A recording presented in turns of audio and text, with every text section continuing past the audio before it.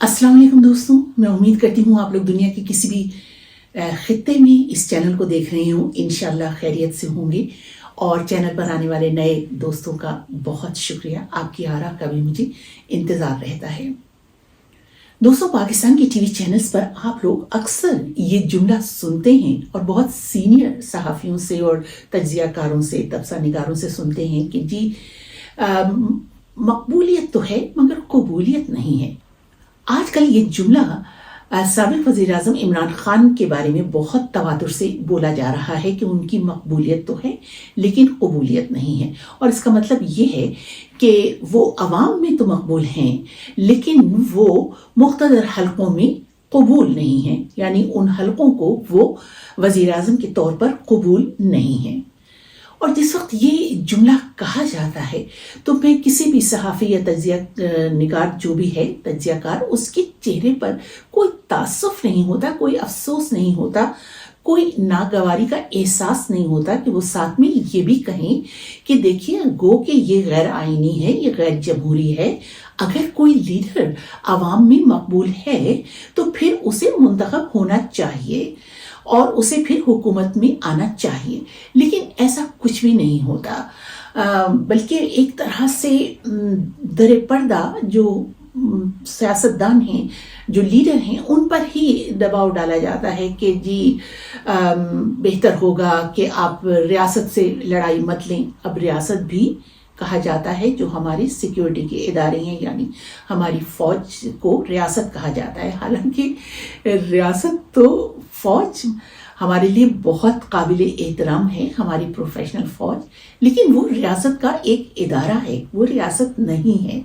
लेकिन जो सीनियर सहाफ़ी हज़रात हैं वो बैठ के ये कह रहे होते हैं कि जी रियासत से तो लड़ाई नहीं लेनी चाहिए। और ये नवाज़ शरीफ साहब के बारे में भी पहले कहा जाता था और अब आजकल इमरान खान के बारे में बहुत ज़्यादा ये कहा जाता है।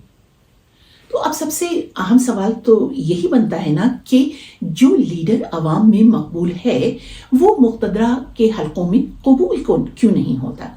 मैंने ये सवाल पूछा था एक बहुत बावर्दी सीनियर एहलकार से, तो उन्होंने ये फरमाया कि देखिए पाकिस्तान में तो तालीम की शरह बहुत ही कम है और अवाम में इतना ज़ाहिर शऊर नहीं है, क्योंकि जो शऊर है वो और आगाही वो तो तालीम वगैरह के ज़रिए ही से आती है। तो क्योंकि ऐसा नहीं है तो अवाम में बिल्कुल ऐसा हमारे अवाम बिल्कुल इतने बाशऊर नहीं है कि वो अपने लिए सही लीडर को मुंतखब कर सकें।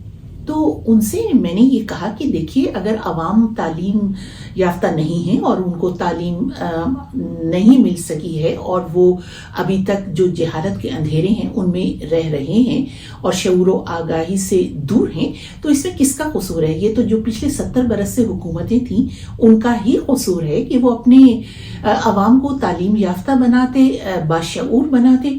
तो 70 साल में अवाम ना तो तालीम याफ्ता हो सके ना बाशऊर हो सके। ये सवाल तो मैंने उन एहलकार से किया था, लेकिन मैं खुद ये समझती हूँ कि ऐसा बिल्कुल नहीं है। पाकिस्तान के अवाम बहुत ज़्यादा बाशऊर हैं और बहुत ज़्यादा हिम्मत वाले हैं, जिद्दोजहद करने वाले हैं। जिस तरह से उन्होंने मुल्क में 4 मार्शल लॉ को ख़त्म किया है, जितनी जिद्दोजहद करके अपनी जानी कुर्बानियाँ देकर और उसके बाद फिर जमहूरियत को लेकर आए हैं मुल्क में, इससे ज़्यादा अवाम और क्या बाशऊर होंगे। और अगर उनकी इस दलील को दुरुस्त मान लिया जाए तो फिर पिछले 70 बरस से जो कुछ हो रहा है, क्या उससे मुल्की निज़ाम सही चल रहा है? क्या जो आज मुल्क की हालत है, जिस जगह पे मईशत आ चुकी है और पाकिस्तान जिस तरह से अपने जनूबी एशिया में भी बहुत पीछे रह जाने वाले मुल्कों में से एक मुल्क है, तो क्या ये जो कंट्रोल जमहूरियत है क्या ये कामयाबी से चल रही है? तो अगर ये निज़ाम आप सही समझ रहे हैं तो फिर तो मुल्क के हालात बहुत अच्छे हो जाने चाहिए थे अब तक। अदालतों में जो इस वक्त हो रहा है अवाम को उस पर बिल्कुल कुछ यकीन नहीं आ रहा और अक्सर यही बात होती है कि अब देखिए नवाज शरीफ वापस आ गए और कल को इमरान खान भी वापस आ जाएंगे। तो क्या बताइए कि क्या फ़ायदा होगा मुल्क का इतना कसीर सरमाया لگا کر اور نظام عدل کو بدنام کر کے اور عوام میں ایک بد اعتمادی پھیلا کر معیشت کا ستیہ ناش کر کے کیا حاصل ہو جائے گا؟ تو کیا یہ وقت نہیں ہے کہ بہت سنجیدگی سے ان پالیسیوں کو تبدیل کرنے پر زور دیا جائے، بلکہ کی جائیں جو پچھلے 70 برس سے اب تک ناکام ہوتی آئی ہیں؟ اور عدالتوں پر عوام کا عدم اعتماد بلا جواز نہیں ہے، کیونکہ عوام قوم دیکھ رہی ہے کہ عدالتوں کو باقاعدہ استعمال کیا جاتا ہے، لیکن اب سوشل میڈیا کی وجہ سے یہ شعور دیہاتوں تک پہنچ چکا ہے کہ ملک میں جو کچھ اب تک ہوتا رہا ہے وہ بالکل صحیح نہیں تھا، وہ غلط تھا، وہ غیر آئینی تھا، وہ غیر قانونی تھا۔ لہٰذا بہتر یہی ہوگا کہ اب ملک کو ایک آئینی رستے پر چلایا جائے، جس کے لیے ضروری ہے کہ آئندہ انتخابات بالکل شفاف، منصفانہ اور آزادانہ ہوں۔ اسی میں سب کی بہتری ہے۔ آپ لوگوں کی کیا رائے ہے ضرور لکھیے گا۔ اجازت دیجیے، خدا حافظ۔